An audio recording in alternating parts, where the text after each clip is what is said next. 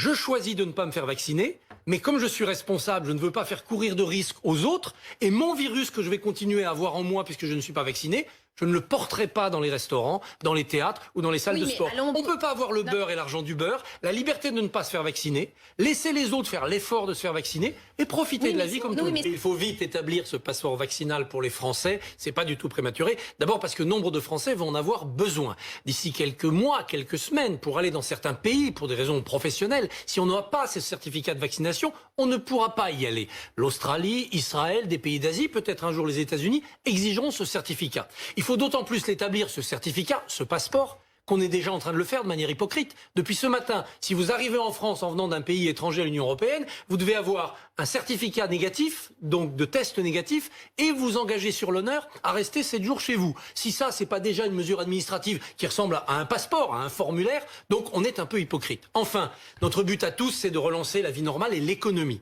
Nous allons avoir d'ici quelques semaines 1 million, 2 millions, 3 millions, 5 millions de Français vaccinés. Cela pourrait reprendre des activités, retourner dans les restaurants pour que les restaurants redémarrent. Ils ne risqueraient rien puisqu'ils sont vaccinés. Ils seraient entre-vaccinés et donc ils ne pourraient pas contaminer les autres.